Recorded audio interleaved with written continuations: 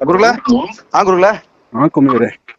ಮಾತಾಡ್ಬೇಕಂತೆ old ಅಲ್ಲ ಅವನೇ ಹಾ ಹಾ ಅವನೇ ಮಾಡಿದ್ದ ಈಗ ಮಾತಾಡ್ಬೇಕು ಸ್ವಾಮಿಗಳ ಹತ್ರ ಅಂದ. ಹ್ಮ್ ಕಾನ್ಫರೆನ್ಸ್ ಹಾಕ್ಲಾ?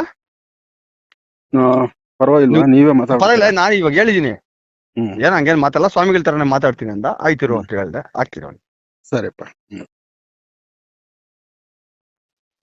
ಮೂರ್ತಿ ನಾಯ್ಕ್ರ ಗುರುಗಳು ಅವ್ರೆ ಮಾತಾಡು. ಹಲೋ ಹಲೋ ಹಲೋ ಸ್ವಾಮಿ, ನಮಸ್ತೆ. ಹೇಳಪ್ಪ. ಹೇಗಿದ್ದೀರಿ ಸ್ವಾಮಿ? ಏನಪ್ಪಾ ನೀನ್ ಬೆಂಕಿ ಅಣಿಸ್ತಾ ಇದೆಯಲ್ಲ, ಅಣಿಸಿರೋ ಬೆಂಕಿಗೆ ಆನಂದವಾಗಿರ್ತೀವಿ. ಆದ್ರೆ ಆನಂದ್ ಗುರುಜಿ ಅವ್ರಿಗೆ ಇದೇ ಹೊಸದೇನಲ್ಲ.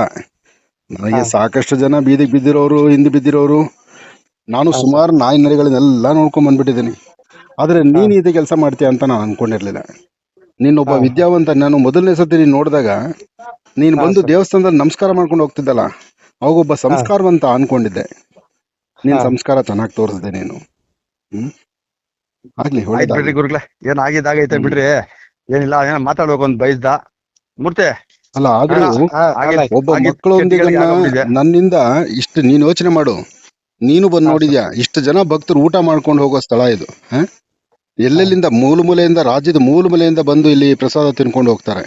ಇನ್ನೂ ನಿನ್ ಹಾ ಕೈ ಸಾಧ್ಯವಾದ್ರೆ, ಸ್ವಾಮಿ ನಾನು ನಿಮ್ ಜೊತೆ ಇರ್ತೀನಿ, ನಮಗೂ ಒಂದು ಸಂತೋಷ. ಯಾಕೆಂದ್ರೆ ಇಂಥ ಒಂದು ಒಳ್ಳೆ ಕೆಲಸ ಮಾಡ್ತಿದ್ರಿ, ನನ್ನಿಂದ ಹಾ ಏನಾಗ್ಬೇಕು, ಅಥವಾ ನೀವ್ ನನ್ ಜೊತೆಲಿ ಇದ್ರೆ ನಂಗೆ ಏನಾದ್ರು ಬೇರೆ ಅನುಕೂಲ ಆಗುತ್ತೆ ಸ್ವಾಮೀಜಿ. ಈ ಮಾತು ಹಾ ಹೇಗಿದೆ? ಈ ತರ ನನ್ನ ಅಯ್ಯೋ ಎಸ್. ಅನ್ಸೋದ್ರಲ್ಲಿ ನಿಂಗೆ ಏನಪ್ಪ ಪುಣ್ಯ? ನಾನು ಅಯ್ಯೋ ಅಂದ್ರೆ ದೇವ್ರ ಮುಂದೆ ಹೋಗಿ ನಿಂತ್ಕೊಂಡು ಒಂದು ಕರ್ಪೂರ ಅನ್ಸಿದ್ರೆ ನಿಂಗೆ ಅದು ಬಂದಿರೋ ಭಾಗ್ಯ ಏನಪ್ಪಾ? ಯೋಚನೆ ಹಾ ಮಾಡು. ಸರ್. ಎಲ್ಲಾ ಕಡೆ ನೋಡು, ಮೂರ್ತಿ, ಕೈ ಇಡೋ ಆ ಎಲ್ಲಾ ಗುರುಗಳು ಕಡೆನೂ ಕಷ್ಟಪಟ್ಟು ನಮಗೆ ಬಾಧೆ ಬರುತ್ತೆ ಬಿದ್ದು ಅಂತಲ್ಲ. ಹೇಳ್ತಾರೆ, ಅರ್ಥ ಮಾಡ್ಕೊ. ಕೈ ಇಡೋ ಸ್ವಾಮಿ. ಎಲ್ಲಾ ಕಡೆನೂ ನಮ್ಗೆ ಹೊಟ್ಟೆ ತುಂಬುತ್ತೆ ಅಂತಲ್ಲ. ನಾವು ಹಾ ಧರ್ಮ ಸರ್. ಕರ್ಮ ನೋಡ್ಬೇಕಲ್ವಾ? ನಿನಗೂ ಮಕ್ಕಳು ಹಾ ಮರಿ ಇದ್ದಾರೆ ತಾನೆ? ಹಾ ಸರ್. ಇಷ್ಟು ಜನ ಅಯ್ಯೋ ಅನ್ಕೊಂಡ್ ಬಂದವ್ರು ಎಲ್ಲಿಂದ ಬರ್ತಾರೆ? ಏನು ಬರೀ ಬೆಂಗಳೂರು ಅನ್ಕೊಂಡ? ರಾಜ್ಯದ ಮೂಲೆಯಿಂದ ಬರ್ತಾರೆ. ಹೋಗ್ಲಿ, ನಾನು 18 ವರ್ಷ ಈ ಮಾಧ್ಯಮದಲ್ಲಿ ಇದ್ದೀನಲ್ಲ, ಒಂದ್ ದಿವಸ ಒಂದು ಹಾ ನೆಗೆಟಿವ್ ನೋಡಿದ್ಯಲ್ಲ? ಅದ್ಯಾವುದೋ ಸಿಡಿ ಹಾ ಕೇಸ್ ಇಟ್ಕೊಂಡು ನನ್ನ ಮೇಲೆ ಹಾಕಿದ್ಯಲ್ಲಪ್ಪ ನೀನು. ಅದ್ರದ್ದು ಬುಳ್ಳ ಚರಿತ್ರೆ ಗೊತ್ತಾ ನಿನಗೆ? ಏನ್ ಕತೆ ಆಗಿತ್ತು ಅದು ಅಂತ? ಅದ್ರ ಬಗ್ಗೆ ಹಾ ನಿಂಗೆ ಸರ್. ಏನಾದ್ರು ಸಂಪೂರ್ಣ ಮಾಹಿತಿ ಇದೆಯಾ ನಿನ್ನ ಹತ್ರ? ಹಾ ಏಕಾಏಕಿ ಹೊಡೆದು ಸರ್. ಬಿಟ್ರಿ. ಆ ಹೆಣ್ಮಗಳು ನಾಲ್ಗೆ ಹೋದಂಗೆ ಮಾತಾಡ್ತಾಳಲ್ಲ, ಅವಳು ಅವ್ರ ತಾಯಿ ಹಾ ಹೊಟ್ಟೆಲ್ ಹುಟ್ಟಿದಾಳ, ಕಂಡೋರ್ ಹೊಟ್ಟೆಲ್ ಹುಟ್ಟಿದಾಳ ಅವಳು? ಹಾ ಮಾಡ್ಬೋದು ಆ ಸರ್. ಕೆಲಸ? ನಾನಂತೂ ದೇವ್ರ ಮುಂದೆ ನಿಂತು ಇದನ್ನೇ ಪ್ರಾರ್ಥನೆ ಮಾಡ್ಕೊಂಡಿದ್ದೇನೆ. ನನ್ನ ಹಾ ನೋವನ್ನ ಸರ್. ದೇವ್ರ ಮುಂದೆ ಹೇಳ್ಕೊಂಡಿದ್ದೇನೆ. ಆದ್ರೆ ಅದು ಒಳ್ಳೇದಾಗಲ್ಲಮ್ಮ. ಅದು ಯಾವತ್ತೂ ನೋಡು, ಒಂದು ವಿಚಾರ ತಿಳ್ಕೊ. ಯಾರಿಗ್ ಹಾ ಮಾಡ್ಬೇಕು? ಸರ್. ಯಾರು ತಡಿಯೋರ್ಗ್ ಮಾಡಿದ್ರೆ ತಡಿತಾರೆ. ಹೋಗಿ ಬ್ರಾಹ್ಮಣನ ಮೇಲೆ ನಿನ್ನ ಗುಬ್ಬೆ ಅಸ್ತ್ರ ಬಿಡೋದು? ನಾನು ಎಷ್ಟು ನೊಂದಿರ್ಬೇಕು, ನನ್ನ ಹೆಂಡತಿ ಮಕ್ಕಳು ಎಷ್ಟು ನೊಂದಿದ್ದಾರೆ 3 ದಿವಸದಿಂದ. ಹಾ ಇದು ಸರ್. ನಿನ್ನ ಸಭ್ಯತೆ ಅನ್ಸುತ್ತಾ? ನಾನು ಮಾಡಿರೋದು, ನನಗೆ ಮಾಡಿದ್ದು. ಒಂದ್ ದಿವಸಕ್ಕೆ ನಿನ್ಗೆ ಆಲೋಚನೆ ಬರಲಿಲ್ವಾ? ನಾನು ಒಬ್ಬ ಬ್ರಾಹ್ಮಣನ ಇಷ್ಟ ಅಯ್ಯೋ ಅನಿಸ್ತಿದ್ದೀನಿ, ನನಗೆ ಅದರಿಂದ ಕನಿಷ್ಠ ಪಕ್ಷ ನಾಳೆ ದಿವಸ ನನಗೆ ಇದು ಬ್ಯಾಂಕಲ್ಲಿ ನಿಂತ್ಕೊಳ್ಳೋ ಡಿಪಾಸಿಟ್ ಅಂತ ನಿಂಗೆ ಬರಲಿಲ್ವಾ? ನೀನು ಆಲೋಚನೆ ಮಾಡ್ಬೇಕಾಯ್ತಪ್ಪ ನೀನು. ಹಾ ಸರ್. ಯಾವತ್ತು ಎಲ್ಲ ಆಯ್ತು ನೋಡು, ಬಿಡ್ರಿ ಗುರುಗಳೇ. ಎಲ್ಲಿ ಕೈ ಹಾಕ್ಬೇಕು ಅಲ್ಲಿ ಹಾಕ್ಬೇಕು, ಎಲ್ಲಿ ಮಾಡ್ಬೇಕು ಅಲ್ಲಿ ಮಾಡ್ಬೇಕು. ಅದು ನಾನು ಬೇಡ ಅಂತ ಹೇಳಲ್ಲ, ಅದು ನಿನ್ನ ವೃತ್ತಿ ಧರ್ಮ. ಆದ್ರೆ ಹಾ ಸರ್. ಕನಿಷ್ಠ ಪಕ್ಷ ನಾವು ದೇವಸ್ಥಾನ, ತಿನ್ನೋ ಕಡೆ ಅನ್ನ, ನಾವು ಎಲ್ಲಿ ಈಗ ನಿನ್ನ ತಾಯಿ, ನಿನ್ನ ಹೆಂಡತಿ ಮಕ್ಕಳು, ನೀನು ಮದುವೆ ಆಗಿದ್ಯಾ? ಇಲ್ಲ ಇನ್ನಿಲ್ಲ ಗುರುಗಳೇ, ಇನ್ನ ಸರ್. ಆಗಿಲ್ಲ ಅವ್ನು. ಮದುವೆ ಇಲ್ಲ. ಹೋಗ್ಲಿ, ಹಾ ನಿನ್ನ ತಾಯಿ ತಂದೆ ಇದ್ದಾರಪ್ಪ ನಿಂಗೆ? ಇದಾರೆ ಸ್ವಾಮಿ. ಮತ್ತೆ ನಿನ್ನ ತಾಯಿ, ಅಟ್ಲೀಸ್ಟ್ ನಿನ್ನ ತಾಯಿನ ನನ್ನ ಕಾರ್ಯಕ್ರಮ ನೋಡ್ತಿರ್ತಾರೆ. ನಿನ್ನ ತಾಯಿ ಇಲ್ದಿರು ನಿನ್ನ ಅಕ್ಕಪಕ್ಕ ಮನೆಗಳವರು ಬೆಳಿಗ್ಗೆ 8 ಗಂಟೆಯಿಂದ 9ವರೆಗೂ ನಿನ್ನ ರೋಡಲ್ಲಿ ನಡೆದ್ರೆ ನನ್ನ ವಾಯ್ಸ್ ಕೇಳಿಸುತ್ತೆ. ಯಾರ್ಯಾರ ಮನೆಗಳಲ್ಲಿ ಹೇಗೆ ನನ್ನ ನೋಡ್ತಾರೆ ಅನ್ನೋದಾದ್ರೂ ನಿನಗೆ ಜ್ಞಾನ ಬರಲಿಲ್ವಾ? ಏಕಾಏಕಿ ನನ್ನ ಬೀದಿಗೆ ಇಟ್ಬಿಟ್ಟಲ್ಲ. ಅದು ನಿನ್ನ ಮಾತಾಡೋ ರೀತಿ. ನಿಂದಾದ್ರೂ ಬೇಕು ಆ ಹೆಣ್ಣು ಮಗಳು ಮಾತಾಡೋ ರೀತಿ. ನಾನು ನಾನು ಎಷ್ಟೋ ನೋವು ಕೊಟ್ಟಿದ್ದಕ್ಕೆ ತಾನೇ ಅವ್ನು ನಾನು ತೊಗೊಂಡೋಗಿ ನನಗೆ ಕೋರ್ಟಿಗೆ ಇಳಿಸ್ಬೇಕಾಯ್ತು. ಕೊನೆಗೆ ನಾನೇ ಕೋರ್ಟಲ್ಲಿ ಹಾ ಸರ್. ಬಿಡಿಸ್ಕೊಂಬಂದು. ಯಾಕೆ ಬಿಡಿಸ್ದೆ ಹೇಳು? ಅವ್ನು ಬಂದು ಹಾ ಸರ್. ಕೇಳ್ಕೊಂಡಿದ್ದಕ್ಕೆ, ನನ್ನ ಹೆಂಡತಿ ಮಕ್ಕಳು ಬೀದಿಗೆ ಬೀಳ್ತಿದ್ದಾರೆ, ನನಗೆ ಕಷ್ಟ ಆಗ್ತಿದೆ, ಕೋರ್ಟ್ ಕಲಿಯಕ್ಕೆ ಆಗ್ತಿಲ್ಲ ಅಂದಿದ್ದಕ್ಕೆ ನಾನು ಕೋರ್ಟಲ್ಲಿ ಹಾ ನಿಂತ್ಕೊಳ್ಳಿ, ಸರ್. ಸ್ವಾಮಿ ಇಡೀ ರಾಜ್ಯದಲ್ಲಿ ನನ್ನ ದೇವರು ಅಂತಾರೆ. ಅಂಥದ್ದು ಇವನೊಬ್ಬನ ಹಾ ಸರ್. ಮನಸ್ಸಲ್ಲಿ ಯಾಕೆ, ಇವನೊಬ್ಬನ ಫ್ಯಾಮಿಲಿಯಲ್ಲಿ ಯಾಕೆ ನೋವು ಬರಬೇಕು? ಅವ್ನು ನೋವಬಾರ್ದು ಅಂತ ಹೇಳ್ಬಿಟ್ಟು ಅವ್ನ ಫ್ಯಾಮಿಲಿಯಲ್ಲಿ ನಾನು ಅಂತ ಹೇಳಿದ್ದೀನಿ, ಆಯ್ತು ಬಿಟ್ಬಿಡಿ ಸಾಕು, ಇನ್ನು ಅವ್ನು ನಡೆಸೋದು ಬೇಡ ಕೋರ್ಟ್ಗೆ ಅಂತ. ಹಾಗೆ ಬಂದು ಹಾ ಸರ್. ವಾಪಸ್ ತೊಗೊಂಡಿರೋದು. ದಮ್ಮಿಲ್ದಿರ ಅಲ್ಲ, ಹ್ಮ್. ನಡ್ಸಕ್ ಆಗ್ದಿರಲ್ಲ. ಹಾ ಸರ್. ಹಾ ಸರ್. ಆದ್ರೂ ನೀನು ತುಂಬಾ ನೋವು ಕೊಟ್ಟಪ್ಪ ನೀನು. ಮೂರ್ತಿ, ಹಾ ಅವ್ರ ಬಾಧೆ ನಾಯ್ಕ್ರ. ಅವ್ರು ಹೇಳ್ಕೊಂಡ್ರು, ಅವ್ರ ಬಾಧೆ ಗೊತ್ತಾಯ್ತಾ? ಅವ್ರು ಏನಕ್ಕೆ ಮಾತಾಡಿದ್ರು ಅಂದ್ರೆ, ಅವ್ರು ಅಷ್ಟು ನೋವು ತಿಂದವ್ರೆ, ಬೇಜಾರ್ ಮಾಡ್ಕೊಂಬೇಡ ಆಯ್ತಾ? ಸ್ವಾಮಿ, ಈಗ ಏನ್ ಮಾಡೋಣ ಸ್ವಾಮಿ? ಅಷ್ಟೇ. ನೋಡಪ್ಪ, ನೀನ್ ಏನ್ ಮಾಡ್ತೀವ್ ನೋಡು. ನಿನಗೆ ಹಾ ಹೀಗೆ ಸರ್. ನಾನು ಮುಂದುವರಿಸಿ ನನಗೆ ನಯ್ಯೋ ಅನಿಸ್ಬೇಕು, ನಂಗೆ ನೋವು ಕೊಡಬೇಕು ಅನ್ಸಲ್ಲ ಅನ್ನೋದೇ ಬಿಡಿ ಸ್ವಾಮಿ, ಆದ್ರೆ ಅಲ್ಲ. ಅನ್ಸಿದ್ರು ಅನ್ಸಲ್ಲ ನಿನಗೆ ಬಿಡಿ ಸ್ವಾಮಿ. ಸಂತೋಷ ಆಗುತ್ತೆ, ನಿನಗೆ ಅದರಿಂದ ಇನ್ನೇನೋ ಅನುಕೂಲ ಆಗುತ್ತೆ, ಅಥವಾ ಇದ್ರ ನಿಂತ್ಕೊಂಡು ಇನ್ಯಾರೋ ನಿಂಗೆ ಬ್ಯಾಕ್ ಸಪೋರ್ಟ್ ನಿಂತ್ಕೊಂಡು ಮಾಡ್ಕೊಡ್ತಾರೆ ಅಂದ್ರೆ ನೀನ್ ಹಾ ಧೈರ್ಯವಾಗಿ ಮಾಡು. ನಿನ್ಗೆ ದೇವ್ರ ಬುದ್ಧಿ ಕೊಟ್ಟಂಗೆ ಮಾಡು. ನಾನಂತೂ ಹಾ ನೋಡು, ಸರ್. ನೀನ್ ಮಾಡ್ತೀಯ ಅಂತ ನಾನು ಸಾಯಲ್ಲ. ನಾನು ಹಾ ಬದುಕಿರೋ ಸರ್. ನನ್ನ ಹಣೆಯಲ್ಲಿ ದೇವ್ರು ಏನ್ ಬರ್ದಿದಾನೋ ಅದನ್ನ ಯಾರೂ ತಪ್ಸಕ್ ಆಗಲ್ಲ. ಹಾ ಹಾಗೆ ಸರ್. ನಿನಗೆ ದೇವ್ರು ಇದನ್ನೇ ಬುದ್ಧಿ ಕೊಟ್ಟು ಇದರಲ್ಲೇ ಮಾಡಿ ಇನ್ನೊಬ್ಬ ಬ್ರಾಹ್ಮಣನ ಅಯ್ಯೋ ಅನಿಸ್ಬೇಕು, ಇದರಲ್ಲೇ ನೀನು ಡಿಪಾಸಿಟ್ ತಗೋಬೇಕು ಅಂದ್ರೆ ಮಾಡು. ದೇವ್ರು ನಿಂಗೆ ಚೆನ್ನಾಗಿಟ್ಟಿರ್ಲಿ. ನಾನು ಈಗಲೂ ದೇವ್ರ ಮುಂದೆ ಅದನ್ನೇ ಹೇಳ್ತೇನೆ, ನೀನು ಚೆನ್ನಾಗಿರಪ್ಪ, ನೀನು ನಿನ್ನ ಮನೆಯಲ್ಲಿ ನಿಮ್ಮ ತಂದೆ ತಾಯಿ ಎಲ್ಲರೂ ಚೆನ್ನಾಗಿರ್ರಿ, ಒಳ್ಳೇದಾಗಿ. ಡೈಲಿ ಪಾಯಿಂಟ್ ಈಗ ಅದು ವಿಚಾರ ಏನಂದ್ರೆ ಸ್ವಾಮಿ, ಹ್ಮ್. ಹಿಂಗೆ ನಮ್ಗೆ ತುಂಬಾ ಈಗ ಮಾಧ್ಯಮ ಅಂದ್ಮೇಲೆ ನಮ್ಗೆ ತುಂಬಾ ಜನ ಕೊಟ್ಟು ಇದು ಹಿಂಗಿದೆ ಅಂತ ಎಲ್ಲಾ ಕೊಡ್ತಾ ಇರ್ತಾರ. ಯಾವ್ದ್ ಮಾಡ್ಬೇಕು ಯಾವ್ದ್ ಬಿಡ್ಬೇಕು ಅಂತ ನಾನು ಗೊತ್ತಾಗ್ಲಿ ಒಂದ್ ನಮ್ಗೆ. ಮಾತು ಹೇಳಲ್ಲ, ನೀನ್ ಹೇಳಿ ಮಾಡು. ಸ್ವಾಮಿ. ಯಾರನ್ನ ಮಾಡ್ಬೇಕಪ್ಪ ನೀನ್ ಯೋಚನೆ ಹೌದು, ಮಾಡು. ಹೌದು. ನಾನೇನಾದ್ರು ರಿಯಲ್ ಎಸ್ಟೇಟ್ ಮಾಡ್ತಿದ್ದೀನಾ, ಬಂಡೆ ವ್ಯವಹಾರ ಮಾಡ್ತಿದ್ದೀನಾ, ಅಥವಾ ಒಂದು ಮಾಡಬಾರ್ದು ಕೆಲಸ ಮಾಡ್ತಿದ್ದೀನಾ? ನೀನ್ ಕಂಡಂಗೆ ನೀನು ಮೂರ್ಖ ಅಲ್ಲ, ನೀನು ವಿದ್ಯಾವಂತ. ಸರ್.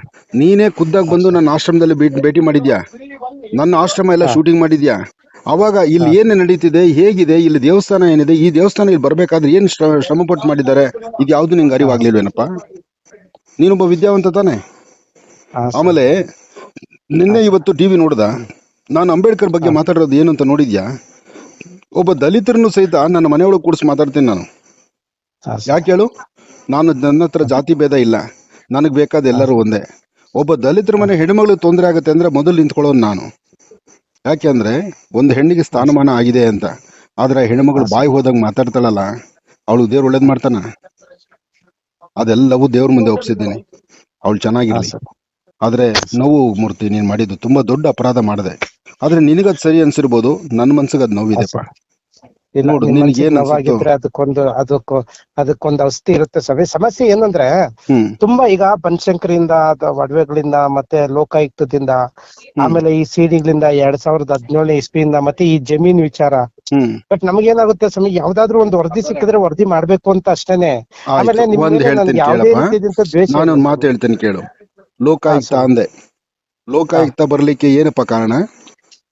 ಸರ್. ಇದೇ ತರ ಒಬ್ಬ ಡ್ರೈವರ್ ನನ್ನ ಹಿಂದೆ ಬದ್ದ, ಅವನು ಸರ್. ಬೀಳ್ದ ಎಷ್ಟನ್ನ ನೋವು ತಡಿಯಕ. ಮನುಷ್ಯನಿಗೆ ಏನ್ ನೋವು? ಈಗ ನೀನೇ ಆಗ್ಲಿ, ನಿನ್ಗೆ ಯಾರೋ ನೋವು ಕೊಡ್ತಾರೆ, ಎಷ್ಟು ತಡಿತೀಯ ನೀನು?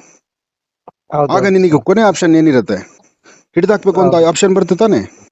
ಹೌದು, ಬರುತ್ತೆ. ಸಲೀಸಾಗಿ ತಟ್ಟೆಯಲ್ಲಿ ಹಾಲು ಹಾಕ್ದೆ, ಬೆಕ್ಕು ಬಂದು ಹಾಲು ಕುಡಿಯಕ್ ಬಂತು, ಲಬಕ್ ಅಂತ ಹಿಡಿದು ಕೇಸ್ ಮಾಡಿದೆ. ಇದು ತಪ್ಪ? ಇದು ನನ್ ಜಾಗದಲ್ಲಿದ್ರೆ ನೀನು ಅದನ್ನೇ ಮಾಡ್ತೀಯ. ಇನ್ನು ಅದು ಬಿಟ್ಟು ಆನಂದ್ ಗುರುಜಿ ಕಳ್ಳ ಅಂತೆಲ್ಲ ಕಂಡಿದ್ಯಾ? ಆನಂದ್ ಗುರುಜಿ ವ್ಯಭಿಚಾರ ಮಾಡಿದ್ದಾರೆ ಅಂತೆಲ್ಲ ಕಂಡಿದ್ಯಾ? ಆನಂದ್ ಗುರುಜಿ ಸೆಕ್ಸಿಡಿ ಇದ್ದಿದ್ರೆ, ಬ್ಲೂ ಫಿಲಿಂ ಇದ್ದಿದ್ರೆ ಬೆಳಿಗ್ಗೆ ಲೈವ್ ಅಲ್ಲಿ ಕುತ್ಕೊಂಡು ಮಾತಾಡಕ್ ಆಗ್ತಿತ್ತಾ? ಹೋಗ್ಲಿ, ನಿಂದೊಂದು ಬ್ಲೂ ಫಿಲಿಂ ಇದ್ದಿದ್ರೆ ನೀನ್ ನಾಳೆ ಬೆಳಿಗ್ಗೆ ಈ ತರ ಸಂಸ್ಥೆಯಲ್ಲಿ ನಡೆಯಕ್ ಆಗತ್ತಾ? ನೀನ್ ಹೊರಗಡೆ ಸಮಾಜ ತಲೆ ಎತ್ಕೊಂಡು ಓಡಿಸ್ತೀನಪ್ಪ? ಇಲ್ಲ ಸರ್. ಇದನ್ನ ಅರ್ಥ ಮಾಡ್ಕೋಬೇಕಮ್ಮ. ಆನಂದ್ ಗುರುಜಿ ಅವತ್ತು ಕನ್ನಡಿ, ಇವತ್ತು ಕನ್ನಡಿನೇ.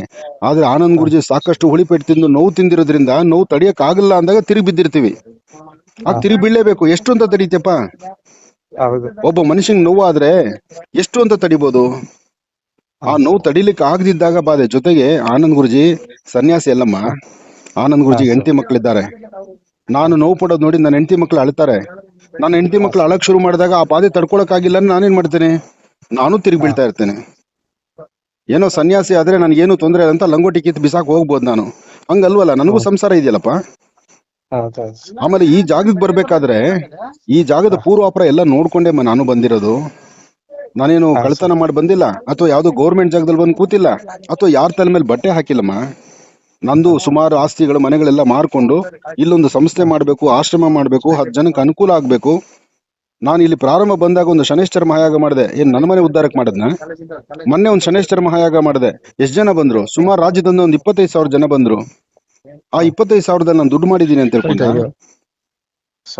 ನೀನು ನನ್ನನ್ನ ಬಹಳ ಅರ್ಥ ಮಾಡ್ಕೋಬೇಕಾಗಿತ್ತು. ಬೇರೆಯವ್ರ ತರ ನನ್ನ ಟ್ರೀಟ್ ಮಾಡ್ಬಿಟ್ಟೆ, ಗೊತ್ತಾ? ನೀನು ಅದೇ ಬುದ್ಧಿವಂತನಾಗಿದ್ರೆ ನನ್ ಜೊತೆ ಕೂತ್ಕೊಂಡು, ಸ್ವಾಮೀಜಿ ನಂಗೆ ಹಿಂಗ್ ಬರ್ತಿದೆ, ಈ ತರ ಹೇಳ್ತಿದ್ದಾರೆ, ಈಗ ಈ ಸತ್ಯಾಸತ್ಯತೆಗಳೇನು, ಅಥವಾ ನಾವು ನಿಮ್ ಜೊತೆಲಿ ಇದ್ದೀವಿ, ಇದಕ್ಕೆ ಏನ್ ಮಾಡ್ಬೇಕು?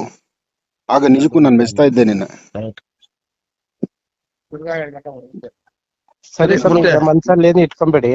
ಈಗ ಏನ್ ಮಾಡೋಣ ಹೇಳಿ ಸ್ವಾಮಿ. ಈಗ ನಾನು ಏನು ಹೇಳಲ್ಲ. ಅದನ್ನೇ ಮನ್ಸಲ್ಲಿ ಇಟ್ಕೊಂಡು ಈಗ ನೀವು ಯಾಕಂದ್ರೆ ಇವರು ನಮ್ ನಾಯಕರು ವರ್ಷಗಳಿಂದ ನಮ್ಮ ಅವ್ರ ಜೊತೆ ಬೇಡ, ನೀನು ಇದನ್ನೇ ಕುಮ್ಮಿನ್ ಕೇಳು.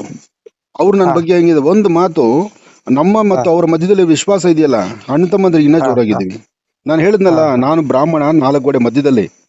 ಅದನ್ನ ಹೊರಗಡೆ ದಾಟಿದ್ರೆ ನನ್ನ ಆಹಾರ ಪದ್ಧತಿಗಳು, ನನ್ನ ಬ್ರಾಹ್ಮಣ ಬಿಟ್ರೆ ಹೊರಗಡೆ ಪ್ರತಿಯೊಂದು ಜಾತಿ ಮನೆಗೂ ನಾನು ಹೋಗಿ ಬರ್ತೀನಿ, ಪ್ರತಿಯೊಬ್ಬರನ್ನು ಸ್ವೀಕರಿಸ್ತೀನಿ, ಪ್ರತಿಯೊಬ್ಬರನ್ನು ನಾನು ಹೃದಯದಲ್ಲಿಟ್ಟು ನೋಡ್ಕೊಳ್ತೀನಿ. ಅಷ್ಟಿಲ್ಲ ಅಂದಿದ್ರೆ ಮೂರ್ತಿ ಆಗ್ಲಿ ಅಥವಾ ಎಷ್ಟೋ ದಲಿತರ ಕುಟುಂಬಕ್ಕಾಗ್ಲಿ ಉತ್ತರ ಕರ್ನಾಟಕದಲ್ಲಿ ಪ್ರತಿ ಮನೆಯಲ್ಲೂ ನಾನು ಫೋಟೋ ಇಟ್ಟು ಪೂಜಿಸ್ತಾರೆ, ಗೊತ್ತಾ ನಿನಗೆ? ಅಷ್ಟು ಬಾಂಧವ್ಯ ಇದೆ. ಅಂತದ್ದು ನೀನ್ ಇನ್ನೂ ಇದನ್ನ ಬೆಳೆಸಿ, ನಾನು ನಿಮ್ ಜೊತೆಲಿ ಇದ್ದೀನಿ ಅಂತ ನೀನ್ ಕೈ ಹಾಕಿದ್ರೆ ನೀನ್ ಎಲ್ಲೋ ಹೊಟ್ಟೋಗ್ತಾ ಇದ್ದೆ ನೀನು. ಈಗ ನೀವೇ ಇದಕ್ಕೇನಾದ್ರೂ ಒಂದು ಪರಿಹಾರ ಹೇಳ್ಬಿಡಿ ಸ್ವಾಮಿ. ನಾನ್ ಏನ್ ಪರಿಹಾರ ಯಾವ್ದೋ ಹೇಳಪ್ಪ, ಯಾರೋ ನೀನು ಏನೇನೋ ವಿದ್ಯಾವಂತ, ಯಾರೋ ದೊಡ್ಡ ಸ್ವಾಮಿ. ನೀನು ವಿದ್ಯಾವಂತ ಇದೆಯಾ, ನಿನಗ್ ನಾನು ಏನ್ ಪರಿಹಾರ ಹೇಳಿ? ನಿನಗ್ ಪರಿಹಾರ ಹೇಳುವಂತದ್ದಲ್ಲ, ನೀನೇ ಯೋಚನೆ ಮಾಡಿ ನಾನು ಹಿಂಗ್ ತೀರ್ಮಾನಗಳು ಹಿಂಗ್ ತಗೊಂಡಿದ್ದೀನಿ ಸ್ವಾಮೀಜಿ, ಹಿಂಗಾಗಿದೆ, ಇನ್ ಮುಂದೆ ಏನ್ ಮಾಡ್ಬೇಕು, ನಾನು ಸರಿಪಡಿಸ್ತೀನಿ, ಅಥವಾ ನನ್ನ ಜೀವನ ನಾನು ನೀನ್ ನನಗಾಗಿ ಏನು ಮಾಡೋದು ನಾನು ಹೇಳಲ್ಲ.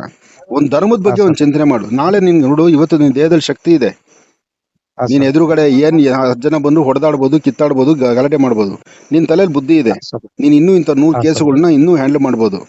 ಆದ್ರೆ ಕೊನೆಗೆ ಒಂದ್ ದಿವಸ ವೀಕ್ ಆಗಿ ದೇಹ ಮೂಲೆಗೆ ಬಿದ್ದಾಗ ನಮಗೂ ಧರ್ಮ ಕರ್ಮ ಅಂತ ನಮ್ ಬಾಡಿಗೆ ಬರುತ್ತೋ ಇಲ್ವೋ, ಅದನ್ನು ಯೋಚನೆ ಮಾಡ್ಬೇಕಲ್ಲಪ್ಪ ನಾವು.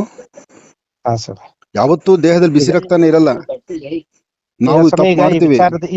ಈ ವಿಚಾರದಲ್ಲಿ ಯಾವ್ದೋ ಒಂದು ತುಂಬಾ ಹಿಂದ್ಗಡೆ ಇದ್ದು ತುಂಬಾ ಕೊಟ್ಟವ್ರೆ ಎಲ್ಲ, ತುಂಬಾ ನಾನು ಒಂದ್ ಮಾತು ಹೇಳ, ಅಂತ ಅವ್ರನ್ನ ನೀನು ಅವ್ರನ್ನ ಹಿಡಿದು ನೀನ್ ನೋಡಿ ಸ್ವಾಮೀಜಿ, ನಿಮ್ ಬಗ್ಗೆ ಹಿಂಗೆಲ್ಲ ಮಾತಾಡ್ತಾರೆ, ಇದ್ರಲ್ಲಿ ನ್ಯಾಯಗಳೇನು, ಸತ್ಯತೆಗಳೇನು ಸ್ವಾಮೀಜಿ, ನನ್ನಿಂದ ಆದ್ರೆ ಒಂದ್ ಸಹಾಯ ಮಾಡ್ತೀನಿ, ಅಥವಾ ಇದಕ್ಕೆ ಸರಿಪಡಿಸಕ್ಕೆ ಏನ್ ಮಾಡೋದು ಮಾಡೋಣ, ಅಥವಾ ಇಂತಿಂತವ್ರು ಹಿಂಗ್ ಹೇಳ್ತಿದಾರೆ, ನೀನ್ ಒಂದು ಮಾತು ಹೇಳ್ಬಿಟ್ರೆ ನೀನ್ ಇವತ್ತು ಎಲ್ಲೋ ಹೋಗ್ಬಿಡ್ತಿದ್ದಲ್ಲಮ್ಮ. ನೀನ್ ಬರೀ ನೀನೊಂದು ಯೂಟ್ಯೂಬ್ ಚಾನಲ್ ಇಟ್ಕೊಂಡು ನೀನ್ ಇನ್ನು ಬೆಂಗಳೂರಲ್ಲಿ ಇದ್ಯಾ, ಇದೇ ನನ್ನ ಜೊತೆಲಿ ಇದ್ರೆ ಇಂಟರ್ನ್ಯಾಷನಲ್ ಲೆವೆಲ್ ನಾನ್ ತಗೊಂಡ್ ಹೋಗ್ತಾ ಇದ್ದೆ ನಿನ್ನ. ಇಂಟರ್ನ್ಯಾಷನಲ್ ಲೆವೆಲ್ ನೀನ್ ಬೆಳೆಸೋದು ನನ್ ಕೈಲಿರ್ಲಿಲ್ವಾ? ಅಲ್ಲ, ಈಗ ಗಂಟ ಅದೇನ್ ನಡೆದಿದೆ, ಈಗ ಏನ್ ಮಾಡ್ಬೇಕು ನೀವೇ ಡಿಸೈಡ್ ಮಾಡಿ ಹೇಳ್ಬಿಡಿ ಸ್ವಾಮಿ. ಈಗ ಆಗಿದೆ, ಈಗ ಎಲ್ಲೆಲ್ಲೋ ತುಂಬಾ ಜನ ಹಿಂದ್ಗಡೆ ಇದ್ದು ಬ್ಯಾಕಪ್ ಅಲ್ಲಿ ಇದ್ಕೊಂಡು ಏನೇನೋ ಕೊಟ್ಟು ಮಾಡ್ತಾ ಇದ್ದೀರಿ. ಬಟ್ ಅದೇನು ಅಂತಂದ್ರೆ ಅದು ಕಾನೂನುಬದ್ಧವಾಗಿ ಏನ್ ಮಾಡ್ಬೇಕೋ ಮಾಡ್ದೆ. ಬಟ್ ಯಾಕೋ ನಮ್ಮ ಕುಮ್ಮಿಯಣ್ಣ ಹೇಳಿದ್ಮೇಲೆ ನಿಮ್ ಮಾತುಗಳಲ್ಲಿ ನನ್ಗೂ ಯಾಕೋ ಬೇಜಾರಾಯ್ತು ಸ್ವಾಮಿ, ಅವ್ರು ಹೇಳಿದ್ಮೇಲೂ. ಬಟ್ ಏನ್ ಮಾಡ್ಬೇಕು ನೀವೇ ಹೇಳ್ಬಿಡಿ ಸ್ವಾಮಿ. ಆಮೇಲೆ ನಮ್ಮ 3 ಜನ ಇದು ನಮ್ಮ 3 ಜನ ಮಧ್ಯದಲ್ಲೇ ಇರ್ಬೇಕು ಸ್ವಾಮಿ. ನೋಡು, ಆನಂದ್ ಗುರುಜಿ ಮುಂದೆ ಕೂತು ಕಣ್ಣೀರ್ ಹಾಕೋರು ಸುಮಾರು ಜನ ಇದ್ದಾರೆ. ಸಂಸಾರಗಳು ಹೊಡೆದೋಗೋ ಸಂಸಾರನ ಒಂದು ಮಾಡೋರು ಆನಂದ್ ಗುರುಜಿ, ಇದನ್ ಚೆನ್ನಾಗ್ ತಿಳ್ಕೊಪ್ಪ. ಇವತ್ತಿಗೂ ಒಂದು ಡೈವರ್ಸ್ಗೆ ಹೋಗಿ ಬಿಡಲ್ಲ ನಾನು ಲೈವ್ ಅಲ್ಲೇ ಕೂತ್ಕೊಂಡು ಅವ್ರು ಸಮಾಧಾನ ಮಾಡಿ ನೀನ್ ಅಲ್ಲೇ ಬದುಕ್ಬೇಕು ಅಂತ ಬದುಕ್ಸೋನ್ ನಾನು. ಹಾಗಾಗಿ ನನ್ನ ಹತ್ರ ಮಾತಾಡ್ರೆ ಅದು ನನ್ನ ಹೃದಯದಲ್ಲೇ ಇರುತ್ತೆ, ಹೃದಯದ ಆಟಾಚೆಗೆ ಹೋಗಲ್ಲ. ಆದ್ರೆ ಈಗ ಮುಂದೆ ಹಿಂಗ ಆಗಿರೋದನ್ನ ನೆಕ್ಸ್ಟ್ ಏನ್ ಮಾಡ್ಬೇಕು ನೀನು ಯೋಚನೆ ಮಾಡಿ ಹೇಳ್ಬಿಡು ಅಷ್ಟೇ. ಇಲ್ಲ ಸ್ವಾಮಿ, ನಿಮ್ ಮುಂದೆ ಹಾಕ್ಬಿಟ್ಟಿದಿರಿ, ನೀವು ಏನ್ ಮಾಡ್ಬೇಕು ಅಂತ ಡಿಸೈಡ್ ಮಾಡ್ತೀರೋ ಅದ್ ಮಾಡ್ಬಿಡಿ. ಇನ್ನು ಇದ್ರ ಕಡೆಗೆ ನಾವು ಮತ್ತೊಬ್ಬರದು ವಿಚಾರಗಳನ್ನ ತಗೊಂಡ್ ಹೋಗೋದಕ್ಕಿಂತ ಇದನ್ನ ಬೆಳೆಸಿದ್ರು ನಮಗೂ ಏನಿಲ್ಲ, ಅದನ್ನ ಬೆಳೆಸ್ಕೊಂಡ್ ಹೋಗಿ ಒಬ್ಬ ಸ್ವಾಮೀಜಿನ ನಾವು ಬೇರೆ ಜನಗಳ ಮಧ್ಯೆ ಅಗೌರವ ತರೋ ಪರಿಸ್ಥಿತಿನೂ ಆಗೋದ್ ಬೇಡ ಸ್ವಾಮಿ. ನಾನು ಅದನ್ನೇ ನಿಂಗೆ ಹೇಳಿದಪ್ಪ, ಇವತ್ತು ಬೇರೆ ಸಮುದಾಯಗಳಲ್ಲಿ ಬೇರೆಯವ್ರು ಏನೇನೋ ಮಾಡಿದ್ದಾರೆ, ಆದ್ರೆ ಒಬ್ಬ ಬ್ರಾಹ್ಮಣ ನಾನೇನಾದ್ರು ಗೌರ್ಮೆಂಟ್ ಲ್ಯಾಂಡ್ ಬಂದು ಕೂತ್ಕೊಂಡಿದ್ರಿ ಎಲ್ಲಿದ್ದೀನಪ್ಪ ನಾನು? ಇದೇ ಬೇರೆ ಸ್ವಾಮೀಜಿಗಳು ಎಷ್ಟು ಜನ ಸರ್ಕಾರಿ ಭೂಮಿಗಳಲ್ಲಿಲ್ಲ? ಯಾಕೆ ನಿನ್ ಕಣ್ಣು ಮುಚ್ಚು, ನಿನ್ಗೆ ಕಣ್ಣಿಗೆ ಬಟ್ಟೆ ಕಟ್ಕೊಂಡಿಲ್ಲಪ್ಪ? ಇದೇ ನಮ್ಮ ನವರತ್ನ ಅಗ್ರಹಾರ ಆಗ್ಲಿ, ನಮ್ಮ ಯಲಂಕದಿಂದ ಈ ಬೆಲ್ಟ್ ತಾನೇ ನೋಡ್ತಾ ಇದೀಯಾ, ಬೆಂಗಳೂರು ಉತ್ತರ, ಈ ಬೆಲ್ಟ್ ಅಲ್ಲಿ ಎಷ್ಟು ಸರ್ಕಾರಿ ಭೂಮಿಗಳು ಯಾರ್ಯಾರ ಹೆಸರಲ್ಲಿ ಇದೆಯಪ್ಪ? ಇದ್ಯಾವ್ದು ನಿನ್ಗೆ ಗೊತ್ತೇ ಇಲ್ವಾ? ಆದ್ರೆ ಆನಂದ್ ಗುರುಜಿ ಮಾತ್ರ ನಿನ್ ಕಣ್ಣಿಗೆ ಬಿದ್ರ? ಆನಂದ್ ಗುರುಜಿ ಹತ್ರ ಏನಿದೆಪ್ಪ? ನೀನು ಸುಮ್ನೆ ಅವ್ರ ಮಾತು ಕೇಳಿ ತಪ್ಪು ಮಾಡ್ಕೊಂಡು, ಅಥವಾ ನೀನೇ ಏನೋ ಆಗುತ್ತೆ ಬಿಡು, ನೋಡಿ ಏನೇನೋ ಬಂತೇನೋ ನೋಡೋಣ ಬಿಡು ಅಂದ್ರೆ, ಆನಂದ್ ಗುರುಜಿ ಹಣೆಯಲ್ಲಿರೋ ವಿಭೂತಿ ಗಡ್ಡ ಬೋಡ್ಸ ಬ್ಲೇಡ್ ಕಾಸಿದ್ದಿರೋರು ನಾವು. ನನ್ನಿಂದ ಆದ್ರೆ ಧರ್ಮದ ಕೆಲಸ 10 ಜನ ಊಟ ಹಾಕೋ ಕೆಲಸ ಮಾತ್ರ ನಾನು ಮಾಡಿದ್ದೆ. ಹಂಗೆಲ್ಲ ಮಾಡಿದ್ರೆ ನಿಮ್ ಹತ್ರ ನಾನೇ ಯಾವತ್ತೋ ಕೇಳ್ಬಿಡ್ತಿದ್ನಲ್ಲ ಸರ್. ಅಲ್ಲ, 10 ಜನ ಊಟ ಹಾಕ. ಮತ್ತೆ ನಾನು ಹೇಳೋದು ಒಂದು, ನೀನ್ ಎಲ್ಲೋ ಇದ್ದು ಮಾಡಿದ್ರೆ ಒಂಥರ, ನೀನ್ ಖುದ್ದಾಗ ಆಶ್ರಮಕ್ಕೆ ಬಂದಿದ್ಯಲ್ಲ, ನೀನ್ ಬಂದಿದ್ಯಾ, ವಿಡಿಯೋ ಮಾಡಿದ್ಯಾ, ದೇವ್ರಿಗೆ ನಮಸ್ಕಾರ ಮಾಡಿದ್ಯಾ, ಸೈಲೆಂಟ್ ಆಗಿ ಆಚೆ ಹೋಗಿದ್ಯಾ, ನೀನ್ ಬಂದಿರೋ ಒಂದ್ ಕಾರ್ ಹತ್ಕೊಂಡು ಹೋಗಿದ್ಯಾ, ಎಲ್ಲವೂ ನನ್ನ ಹತ್ರ ಇದೆ ರೆಕಾರ್ಡ್, ನಾನು ಇಟ್ಕೊಂಡಿದ್ದೇನೆ. ಆನಂದ್ ಗುರುಜಿ ಹೀಗಿದ್ರೇನೆ ಇಡೀ ರಾಜ್ಯದಲ್ಲಿ ಮೆಚ್ಚುವಂತ ಕೆಲ್ಸನಪ್ಪ ಇದು. ಅಂದ್ರೆ ನನಗಿದ್ರ ಇರಲ್ಲ, ನನಗ್ ಬುದ್ಧಿ ಕಲ್ಸದೆ ನೀವು ಹೀಗ್ ಬದುಕ್ರಿ ಅಂತ ಹೇಳ್ಕೊಡ್ತಾ ಇದ್ದೀರಿ ನಂಗೆ ಎಲ್ಲಾನು. ನಿಮ್ ಪಾಡ ನೀವು ಧರ್ಮ ಬೋಧನೆ ಮಾಡ್ಕೊಂಡು ಹೆಂಗೋ ನೆಮ್ಮದಿಯಾಗಿರಪ್ಪ ಅನ್ನೋದ್ ಬಿಟ್ಟು ನನಗೆ ಯಾಕಪ್ಪ ಬೇಕಿದೆಲ್ಲ? ಇನ್ನು ನೀನ್ 10 ಕಾರ್ಯಕ್ರಮ ಮಾಡಿ, ಒಳ್ಳೆ ಕಾರ್ಯಕ್ರಮ ಮಾಡಿ, ನೀವು ನನ್ನ ಜೊತೆ ಬರ್ಬೇಕು ಗುರುಳೆ, ನನ್ನ ಜೊತೆ ನಿಂತ್ಕೋಬೇಕು, ನೀವು ನನ್ನ ಜೊತೆ ಬನ್ನಿ ಅಂದಿದ್ರೆ ನಿನ್ ತೂಕ ಎಲ್ಲೋಗ್ಬಿಡೋದು. ಬರೀ ನನ್ನನ್ನು ಕರ್ಸೋದಿಕ್ಕೆ ಎಷ್ಟೋ ಜನ ಕಾತುರತೆ ಕಾಯ್ತಾರೆ, ನನ್ನ ಜೊತೆ ನಿಂತು ಒಂದು ಫೋಟೋ ತೆಗೆಸ್ಕೊಳ್ಳೋಕೆ ಯೋಚನೆ ಮಾಡ್ತಾರೆ. ಅಂತದ್ದು ನೀನು ಪ್ರೀತಿಯಿಂದ ನಾನು ಸಂಪಾದನೆ ಮಾಡ್ಕೊಂಡು ನನ್ನ ಜೊತೆಲಿ ಇದ್ದಿದ್ರೆ ಎಷ್ಟು ತೂಕನಪ್ಪ ನಿನಗೆ? ಎಷ್ಟು ದಿವಸ ಊಟ ಮಾಡ್ಬೋದು? ಆನಂದ್ ಗುರುಜಿ ಈಗ ಫೋನ್ ಮಾಡಿದ್ರೆ ಸಾಕು ಅಂತ ಕಾಯೋ ಜನ ಅವ್ರೆ. ಸೀರಿಯಸ್ ಆಗಿ ಹೇಳ್ತೀನಿ, ನಾನು ಬೇಜಾರ್ ಮಾಡ್ಕೊಂಡ್ರ. ಎಷ್ಟೋ ಜನ ಹೆಂಗಸರುಗಳು ಆನಂದ್ ಗುರುಜಿ ಅಂದ್ರೆ ಅಷ್ಟು ವಿಶ್ವಾಸ ಇಟ್ಕೊಂಡವ್ರೆ. ನಾನ್ ಹೇಳಿದೆ ಹೆಂಗ್ ಗೊತ್ತಾ, ಆ ಅಪ್ಪ ಏನ ಮಾಡಿದ್ರೆ ಮಾಡ್ಲಿ, ಯಾರೋ ಮಾಡಿದ್ರು, ಅವ್ರಿಗೆ ಎಷ್ಟು ನೋವು ತಿಂದವ್ರು ಅಂತ ಅವ್ರು ನನ್ಗೆ ಹೇಳಿದ್ರು. ನೆಮ್ಮದಿರಲ್ಲ ಮೂರ್ತಿ. ಇವಾಗ ನಿನ್ಗೂನು ಈ ಕ್ಷಣ ನಿನ್ಗೆ ಅರ್ಥ ಆಯ್ತು ಅವ್ರು ಮಾತಾಡೋರು ಏನು ಅಂತ. ಈ ದಿನ ಮಾತಾಡಿಲ್ಲ ನೀನು, ಈಗ ಮಾತಾಡಿದ್ರೆ ಅವ್ರು ಎಷ್ಟು ನೋವು ತಿಂದವ್ರು ಅಂತ ನಿಂಗೆ ಅರ್ಥ ಆಯ್ತಾ?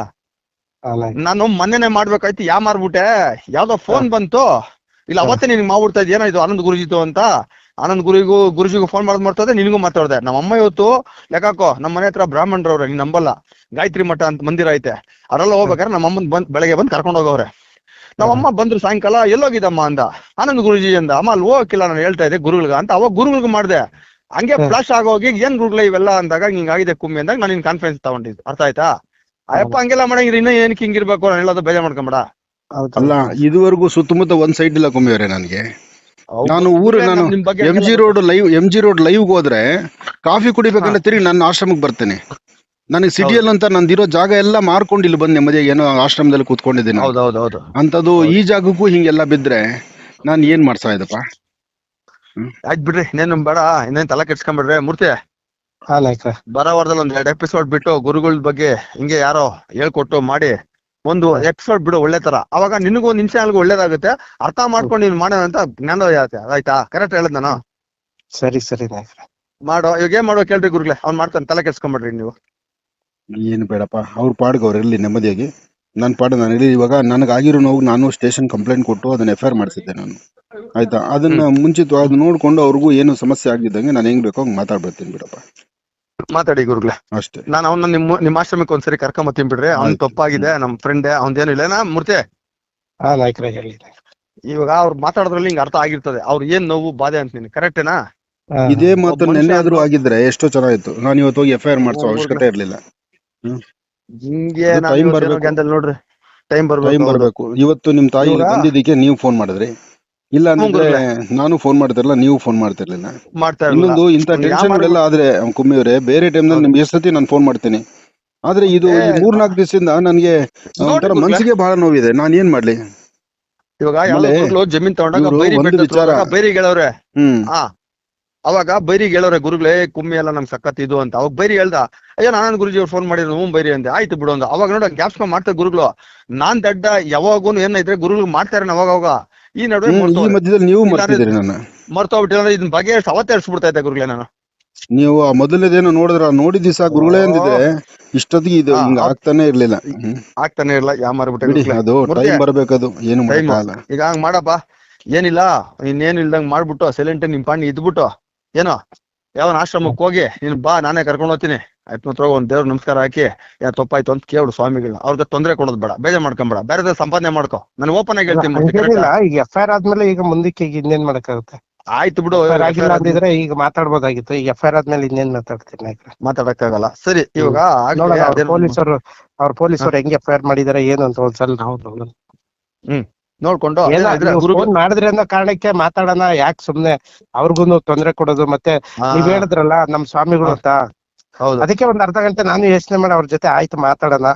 ಯಾವ್ದೋ ಎಲ್ಲಾರು 100 ಜನ ಇದೇ ತರ 1000 ಜನ ಮಾಡಿರೋರು ಇರ್ತಾರೆ, ಅವ್ರನ್ನೆಲ್ಲಾ ಬಿಟ್ಟು ನಮ್ ಭಾಗದಲ್ಲಿ ಇದ್ದವ್ರಿಗೆ ಯಾಕೆ ನಾನು ಇದ್ ಮಾಡೋದು?